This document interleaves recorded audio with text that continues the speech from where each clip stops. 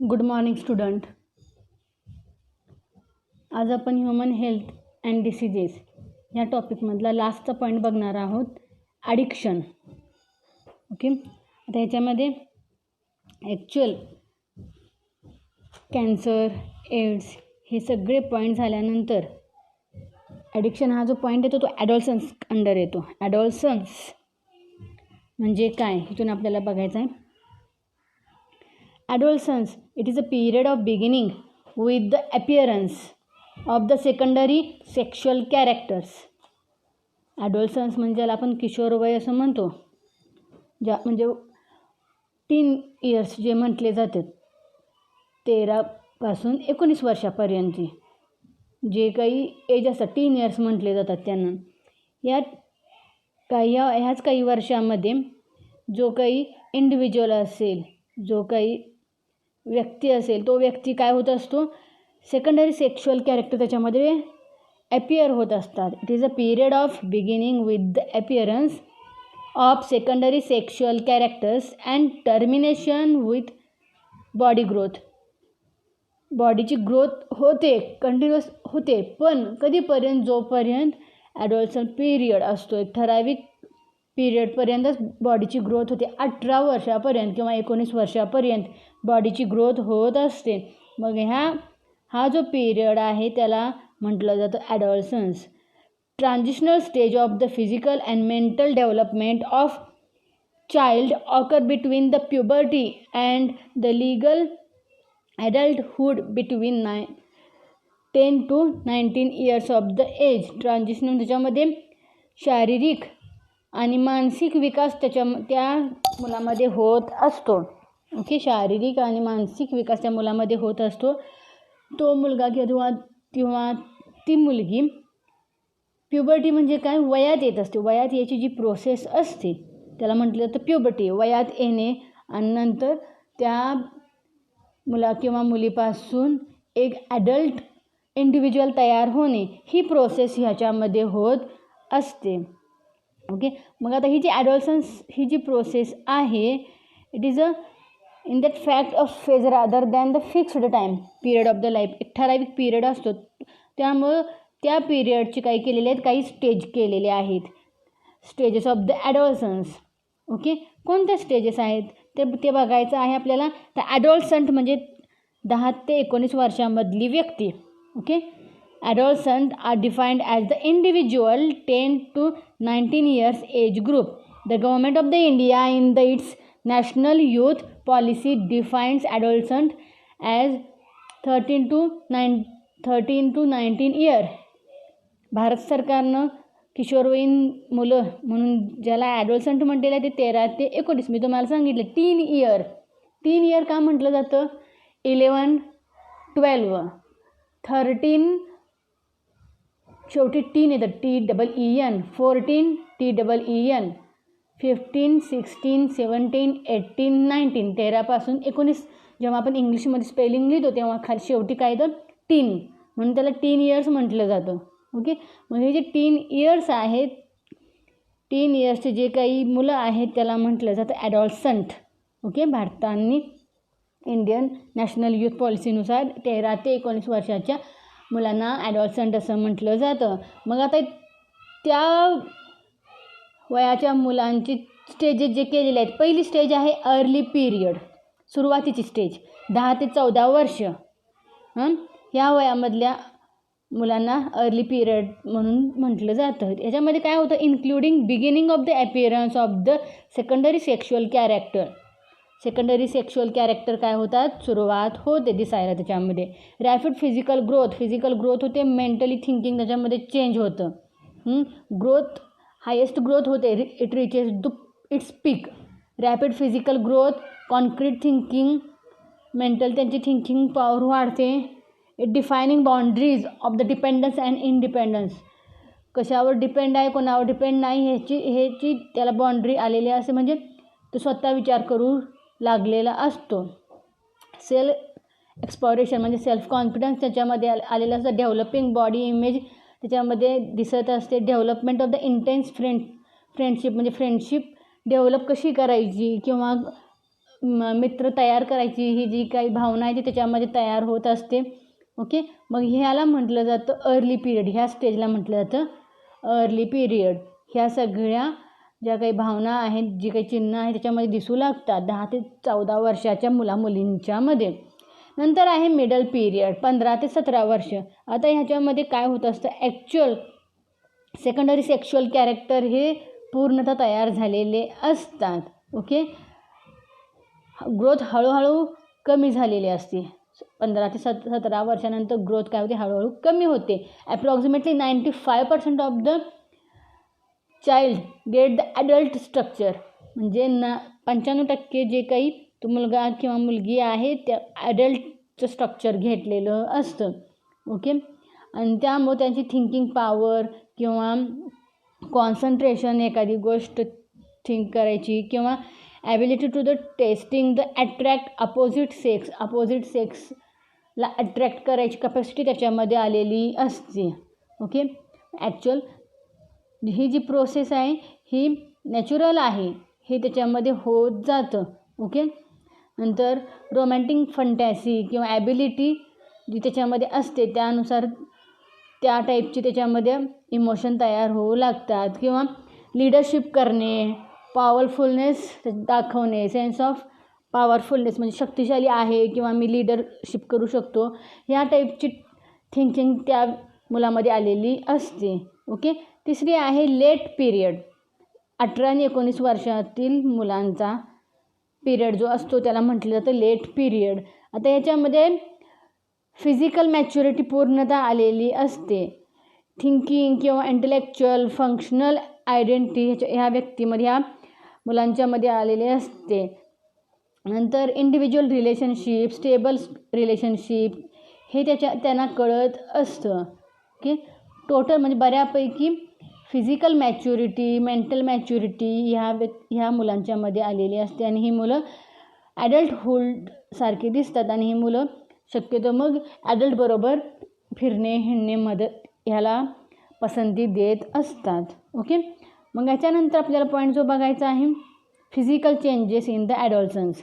आता ज्या स्टेजेस बघितल्या, अर्ली पिरियड, मिडल पिरियड आणि लेट पिरियड, ह्याच्यानंतर त्याच्यामध्ये हे पिरियड होत असताना त्या मुलाच्यामध्ये कोणकोणते फिजिकल चेंजेस दिसतात. आता आपल्याला माहीत आहे तुम्ही ज्या वयामध्ये आहात, आता 12वीची मुलं म्हटल्यावरही कोणत्या ह्याच्यामध्ये असणार आहे, मिडल पिरियडमध्ये, लेट पिरियडमध्ये असणार आहेत, बरोबर. म्हणजे ॲडॉलसंट पिरियड तुमच्यामध्ये जे काही फिजिकल चेंजेस दिसतात ते त्याच्यामध्ये लिहायचे आहेत. मग आता कोणते चेंजेस दिसतात, growth spurt occurs in the both boys and girls. Growth होत असते. बॉईज जे असतात, बॉईजमध्ये मसल डेव्हलप झालेले असतात, स्किन ऑइली झालेली असते, शोल्डर्स ब्रॉड झालेले असतात, क्रॅकिंग व्हॉइस असते, development of the under arm and chest hair, pubic hair, facial hair, enlargement of the penis and testes. These are the secondary character which is seen in the male. Okay, फिमेलमध्ये काय झालेलं असतं, development of the breast, okay, widening of the hip, development of the under arm and pubic hair, enlargement of the uterus and ovaries. These are the physical changes seen in the female. Okay, म्हणजे त्याच्यामध्ये प्रत्येक ऑर्गनमध्ये काही growth जी होते ती growth ह्याच्यामध्ये आपल्याला secondary कॅरेक्टरची दिसून येते. दुसरं आहे सेक्शुअल डेव्हलपमेंट. आता ह्याच्यामध्ये सेक्स ऑर्गन जे असतात ते एनलार्ज होतात, सेक्शुअल डिझायर होत असतात. म्हणजे सेक्शुअल डेव्हलपमेंट ह्याच्यामध्ये होते. फिमेलमध्ये मेन्स्ट्रुअल सायकल सुरुवात होते, तर मेलमध्ये फॉर्मेशन ऑफ स्पर्म प्रोडक्शनची सुरुवात होते. नंतर फिजिकल चेंजेस आहेत emotional and social change. Emotional म्हणजे काय असणार आहे ह्याच्यामध्ये तो मुलगा स्वतःची आयडेंटिटी एस्टॅब्लिश करू शकतो. फॅन्टॅसी किंवा डे ड्रीमिंग म्हणजे स्वप्न बघणे, आपण जे म्हणतो, रात्री नाही दिवसा आपण जे म्हणतो मी हे होणार, मी असं करणार, मी तसं करणार, ह्या टाईपची डे ड्रीमिंग ह्याच्यामध्ये सुरू होतात. Attention seeking behaviour, emotional instability, भावनिक होत असतात. जेव्हा एखादी गोष्ट होते भावनेच्या भरामध्येही काही करू शकतात with the full energy. Sexual attraction किंवा ह्या मुलांच्यामध्ये रॅपिड मूड चेंजेस, प्रत्येक व्यक्तीमध्ये, प्रत्येक मुलगा आणि प्रत्येक मुलगीमध्ये ही चेंजेस दिसत असतात. स्पेसिफिक काही मुलं असतात असं नाही, प्रत्येक मुलगा आणि प्रत्येक मुलगीमध्ये हे चेंजेस दिसून येत असतात. Physical changes seen in the adolescence. Okay. After that the mental health and the adolescence. आता मेंटल हेल्थ म्हणजे काय असणार आहे? मानसिक आरोग्य. जसं फिजिकल चेंज असणार तसं मानसिकसुद्धा चेंज याच्यामध्ये झालेलं असतं. आता मानसिक तर काय त्याच्यामध्ये चेंज झालं? कन्फ्युजन होणे. हे एखादी व्यक्ती एखादं समजा शर्ट किंवा एखादा ड्रेस आणायला गेला तरी कन्फ्युजन, हे माझ्यावर छान दिसेल का, मला माझ्या अंगावर कसं दिसेल, ही जी प्रोसेस आहे कन्फ्युजन होत असतं. कन्फ्युजन होणे ही प्रोसेस ह्या मुलांच्यामध्ये दिसून येत असते. कन्फ्युजन होणे, इरिटेशन किंवा मूडनेस, फ्रस्ट्रेशन, नोझिया, लेस कॉन्सन्ट्रेशन कमी होतं. जसं तुमचं अभ्यासामध्ये अभ्यास करायला लावला तर कॉन्सन्ट्रेशन काय होतं, बसता तुम्ही 10-15 मिनटं होतात आणि नंतर परत मग काय होतं, दुसरीकडं इकडं तिकडे लक्ष जात असतं. जरी पुस्तक घेऊन बसला तरी त्याच्यामध्ये लक्ष लागत नाही, म्हणजे कॉन्सन्ट्रेशन लेस होतं. हायपर ॲक्टिव्हिटीज, अँगर, इफेक्ट ऑन द लाईफ, राग येणे किंवा जास्तच वेगळंच काहीतरी करायची जी काही प्रोसेस आहे ही त्याच्यामध्ये डेव्हलप होते. स्टाईलमध्ये राहणे, obesity, addiction, accident leading to the ill health. म्हणजे काय होणार आहे, तब्येत सुधारत असते त्यामुळे एखादी व्यक्ती काय होत असते, ओबेस बी होते. किंवा जर घरी वातावरण व्यवस्थित नसेल, पॅरेंट आणि त्या चाइल्डमध्ये कम्युनिकेशन नसेल तर याचा सायकोलॉजिकल चेंज त्या मुलावर होऊ शकतो. म्हणजे त्यामुळं पॅरेंट आणि जो काही चाइल्ड असेल त्याच्यामध्ये कम्युनिकेशन व्यवस्थित पाहिजे. जे तुम्हाला काही वाटत असतं, आता मी तुम्हाला पर्सनली सांगते की जे तुम्हाला काही वाटत असतं कॉलेजमध्ये असेल किंवा बाहेर, तुम्ही तुमच्या आईवडिलांशी शेअर करत चला ॲज अ फ्रेंड म्हणून. त्यांचं जनरेशन गॅप हा असतो, पण तुम्ही एवढा पण जनरेशन गॅप तुमच्यामध्ये नसणार आहे. मग त्यामुळे जी काही असेल तुम्ही तुमच्या पालकांना सांगत जायचं. काही तुमच्या मनातील प्रत्येक गोष्ट जर तुम्ही त्यांना शेअर करत गेला तर ते तुमचे चांगले मित्र होऊ शकतात. They become the good friend of your. ह्या टाईपची गरज तुम्हाला असते. तुम्ही कोणाला तरी आपलं मनातलं सांगू इच्छित असता, पण ते तुमच्या मैत्रिणींना किंवा मित्रांना तुम्ही सांगत असा. पण जर आपले पॅरेंटच आपले गुड फ्रेंड असतील तर आपल्या पॅरेंटमध्ये आणि आपल्यामध्ये कोणत्याही टाईपची म्हणजे त्याच्यामध्ये गैरसमजूतपणा होणार नाही आणि आपण आपलं दुःख किंवा सुख त्यांच्यामध्ये शेअर करू शकतो आणि हे गरजेचं आहे. हे नसेल तर काय होतं ते तुम्हाला बघायचं आहे अजून. तर आता ही जे ॲडॉलसन्स असतात मग ह्याच्यामध्ये इमोशनल, बिहेवियर, फिजिकल, ॲटिट्यूडनल चेंजेस ह्याच्यामध्ये दिसतात. ओके. पॉझिटिव्ह पर्सनॅलिटी डेव्हलपमेंट हे ह्याच्यामध्ये होत असतं. पॉझिटिव्ह जसं होतं तसं निगेटिव्हही होतं. कधी होतं that we have to see. आता ह्याच्यामध्ये जे काही मेंटल हेल्थ अँड ॲडॉलसन्स ह्याच्यामध्ये ट्रीटमेंट म्हणजे काय असणार आहे, जर एखादी व्यक्ती मानसिक आरोग्य त्याचं व्यवस्थित नसेल तर काय केलं जातं, त्याच्यामध्ये काही ट्रीटमेंट्स दिल्या जातात. ओके. म्हणजे औषधे दिले जातात. ते WHO has recommended evidence based on the guidelines under the mental health gap action programme. Okay. त्याच्यानंतर नेक्स्ट मी जे तुम्हाला सांगितलं, जर तुम्ही तुमच्या पॅरेंटबरोबर ॲज अ फ्रेंड म्हणून राहत नसशिला तर तुमच्या मनातलं जे काही सुख असेल किंवा दुःख असेल ते तुम्ही तुमच्या मनातच राहत असतं तुमच्या बरोबर. आणि ह्याच्यामुळं काय होऊ शकतं, it causes the addiction. Okay. आता ॲडिक्शन म्हणजे काय, तर व्यसन. कशाचंही व्यसन असू शकतो. मग कशाचं व्यसन, एकतर ड्रग्ज असेल किंवा अल्कोहोल किंवा म्हणजे दारू पिणे किंवा निकोटीन, तंबाखू घेणे, गुटखा खाणे, ह्या टाईपचे जे काही ॲडिक्शन टाईप जे काही असणार आहेत व्यसन हे त्यांच्यामध्ये हे का होत असतं, तर एक तर पहिली गोष्ट, जर तुमचे पालकच तुमचे मित्र असतील आणि पालक अगदी व्यवस्थित असतील, जर पालकांना व्यसन असेल तर तुम्ही त्या टाईपमध्ये करणारच. जर पालक व्यवस्थित असतील तर तुम्ही काय करणार आहे, तर तुमच्या पालकांनी शिकवल्याप्रमाणे तुम्ही अगदी व्यवस्थित राहू शकता. समजा तुमचे पालक व्यसनी आहेत तर तुम्हाला दुसरा मित्र असं बघायला पाहिजे. जर मग तुम्ही तुमच्या टीचरला सांगा. टीचर्स, कारण मोठे जे असतात ते तुम्हाला जे सल्ला देत असतात तुमचे टीचर तुमचे मित्र होऊ शकतात. ह्या टाईपमध्ये ॲडिक्शनच्या मार्गाला ती मुलं लागू शकतात, म्हणजे व्यसनी होऊ शकतात. गुटखा खाणे, तंबाखू खाणे ह्या टाईपची व्यसन त्यांना लागत असतं जे हार्मफुल आहे. Okay, there is a scientific evidence that the addictive behaviour share K neurological features. हे कशामुळं तर न्यूरोलॉजिकल चेंजेस ह्याच्यामध्ये होत असतात आणि त्यामुळं ती गोष्ट, ते ड्रग्ज किंवा ते ॲडिक्शन, ते व्यसन वारंवार घेण्यासारखं वाटत असतं आणि याच्यामध्ये ब्रेन पाथवे जो असतो तो ब्रेन पाथवे चेंज होत असतो. ओके, आणि त्यामुळं व्यसन एकदा लागलं तर ते शक्यतो जात नाही.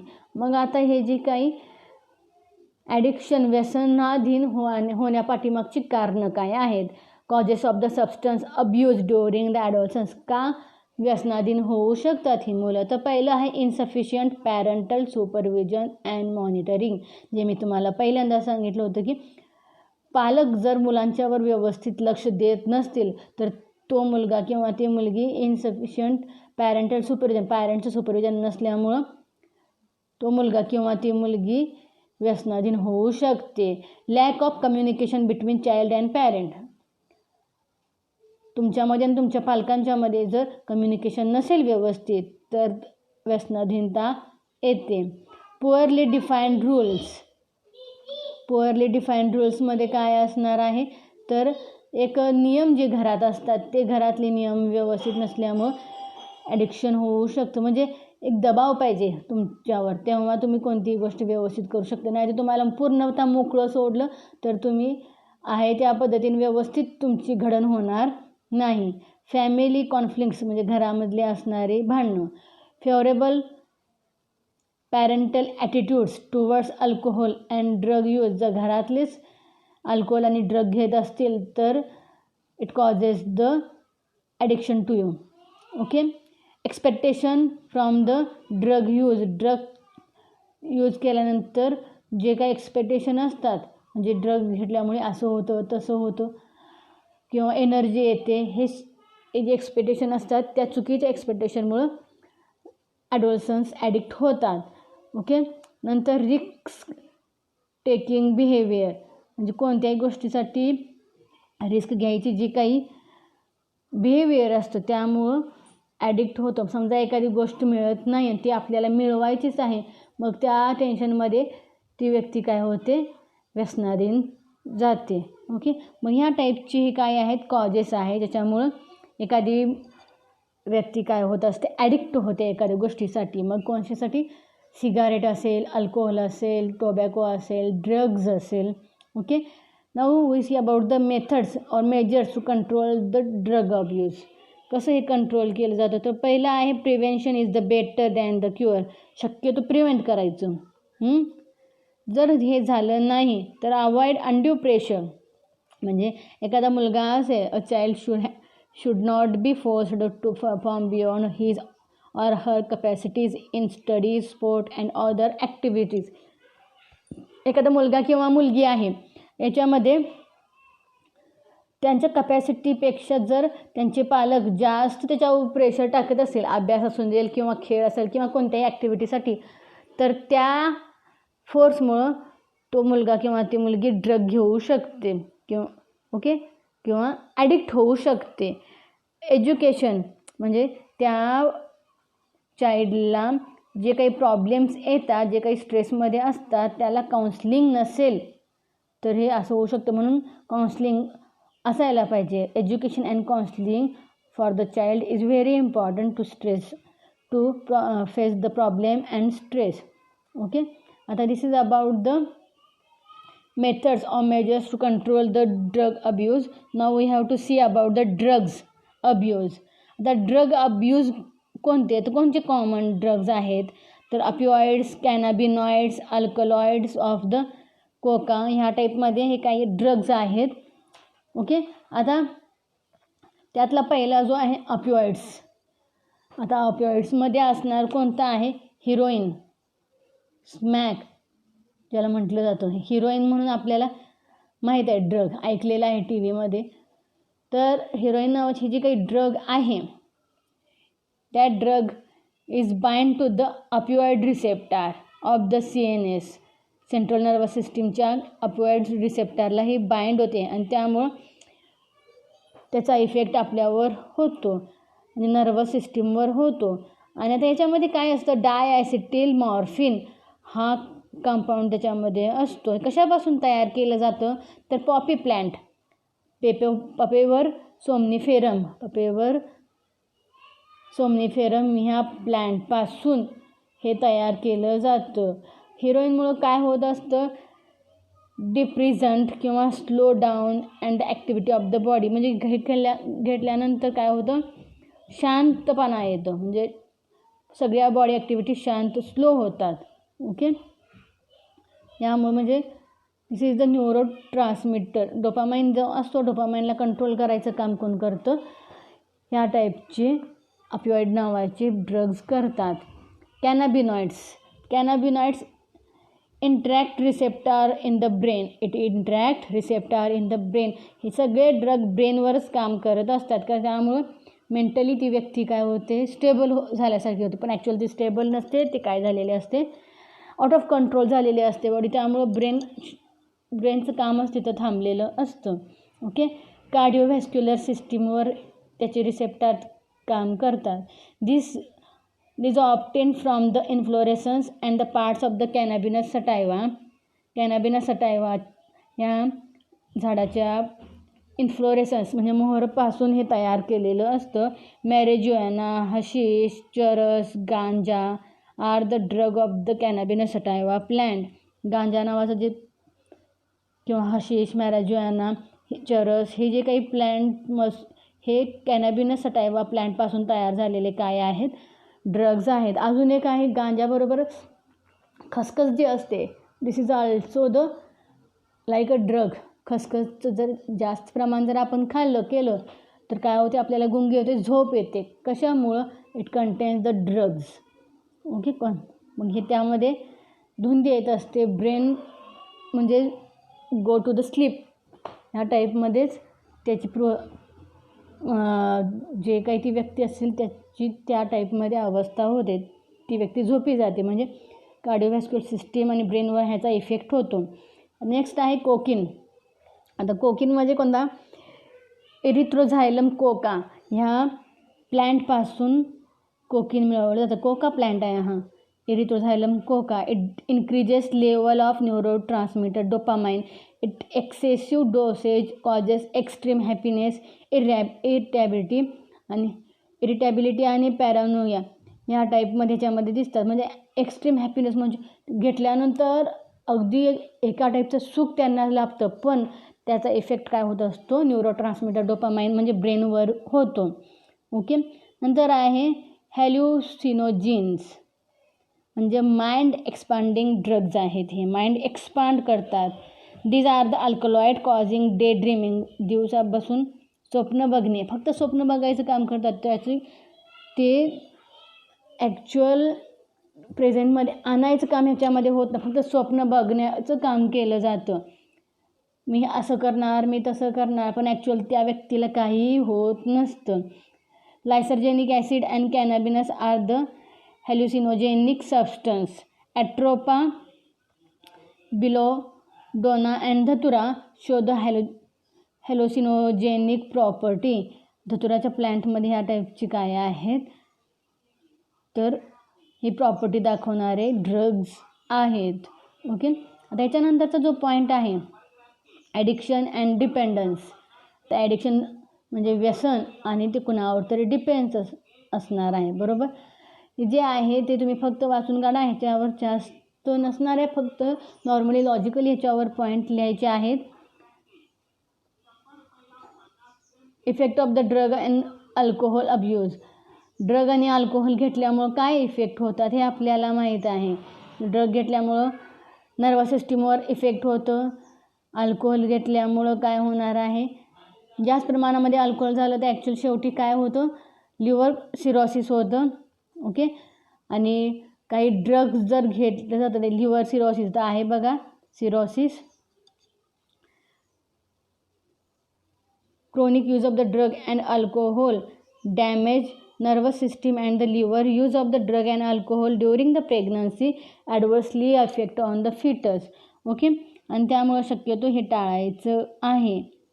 आता ह्याच्यामध्ये फिमेल आणि मेलमध्ये चेंजेस दिसून असतात. जर जे काही औषधं घेतली जातात ड्रग्जमधून किंवा जे काही औषध घेतात त्या औषधामध्ये मेलचं फिमेल आणि फिमेलचं मेल हे होऊ शकतं. म्हणजे एवढी त्याच्यामध्ये काय असतात चेंजेस होत असतात. मेलमध्ये काय होत असतात, चेहऱ्यावर मोड्या येणे, इन्क्रीज्ड ॲग्रेसिव्हनेस, चिडचिडपणा वाढणे, mood swing, depression, reduction of the testicles किंवा decrease in the sperm production, kidney and liver dysfunction ह्या टाईपचे मेलमध्ये चेंजेस दिसतात. तर फिमेलमध्ये काय असणार आहे, depression, abnormal menstrual cycle, excessive hair growth on the face and the body, enlargement of the clitoris, deepening of the voice ह्या टाईपचे changes फिमेलमध्ये दिसतात. कशामुळं, effect of the drug and alcohol आणि ड्रगचा इफेक्ट त्या मेलमध्ये किंवा फिमेलमध्ये होऊ शकतं.